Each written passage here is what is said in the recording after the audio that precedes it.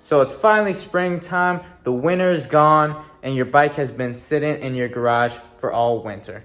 So what do you gotta do? You obviously gotta check the tire pressure. Everyone knows that before you start riding. But maybe you're a little low on oil. Maybe you should have done an oil change during the summer, but you were a little lazy. You figured, I'll wait until the winter. Well, now it's finally spring, and now you need to do an oil change. So I'm gonna show you how to do an oil change on your Harley Davidson Sportster 883.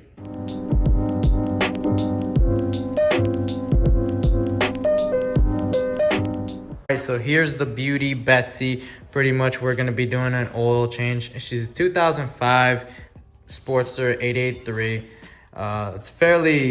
It's a simple process. It's pretty much the same thing for all Sportsters. You just got a drain plug down there, and on top of that, we're also gonna be doing the primary oil change on this Sportster, just so we're all good to go for the rest of the spring and summer. So the number one thing that you want to do before doing an oil change is you gotta start up the bike. But first, you gotta be in neutral. There we go. All right, have the choke on and everything, and basically start it up and have it warm up for, me personally, I would just say 5 minutes, just to make sure everything is properly nice and warm, just so the oil just drips out very easily.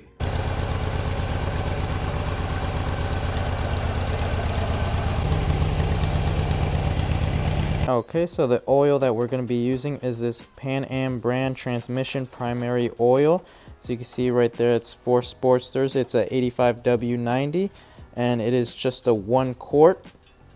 And pretty much what we're going to be using for the actual engine side is from this Harley Davidson kit. Basically, it's just a 20W50 right there, motorcycle oil. Basically, we're just going to put 2 quarts of oil in. It comes with 4. Pretty much we're just going to put in 2, measure the level, and then from there we're going to put a half quart on the third one.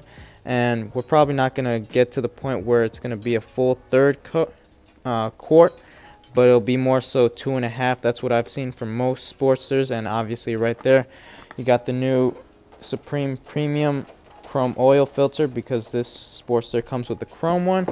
But that's pretty much the whole kit that we got going on for this whole primary oil change and engine oil change. So pretty much what we're just doing is we're just loosening up this clamp here. You want to locate this hose right here, and this is going to be your engine oil. And from right here, you're basically just going to take off this little stop it's basically holding back all the oil.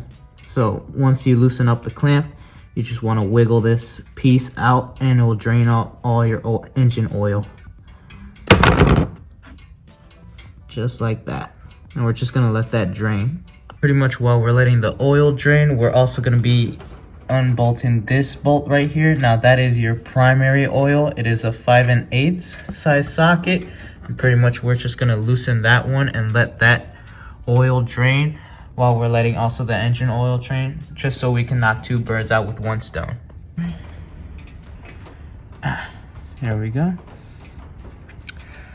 Now, right there, you have the primary oil that's flowing right here. Basically, the tip is magnetic, so you can see a little bit of metal in there.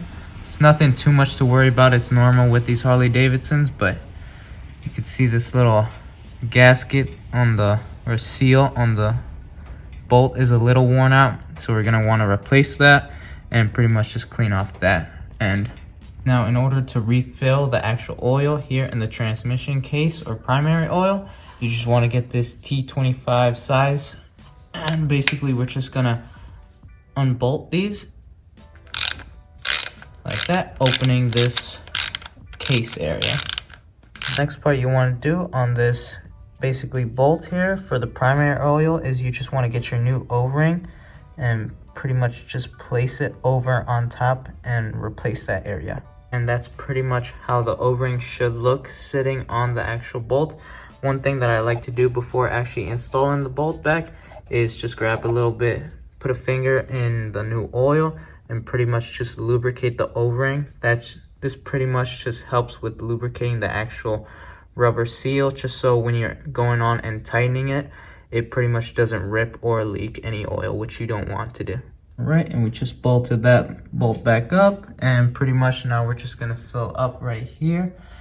Right here, one thing that you can do while you're doing this primary oil change is you can check the actual tension of the belt. You don't want it to have much slack, but here seems okay for so far. You could always tighten it or do anything like that with that bolt right there, and pretty much just by unbolting that and moving it around, you can basically tension the actual chain in your primary case. So what you pretty much want to do now is just fill up the primary case with the transmission / primary oil.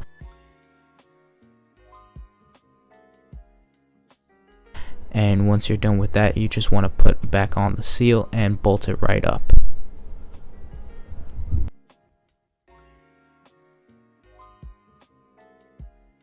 What you want to do now is basically just put this cover and seal back on and just tighten up this clamp here with this flathead screwdriver. You don't want your Harley Davidson leaking oil again. What we're going to do is just remove the oil filter. Now you can remove this oil filter with some oil filter grips or clamps.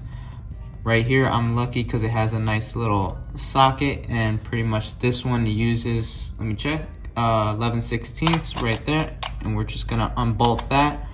One thing about the Sportster's design and a lot of Harley Davidsons is, since the oil filter is right here, once you open it and pretty much take it out, it's just gonna drip oil all over your frame, which is just gonna be a pain to clean up later on. So one thing that I just did that I learned on YouTube a while ago was putting tin foil or just one of these like flexible pans, and pretty much it's just gonna catch all the oil and just drain it onto your actual pan right there.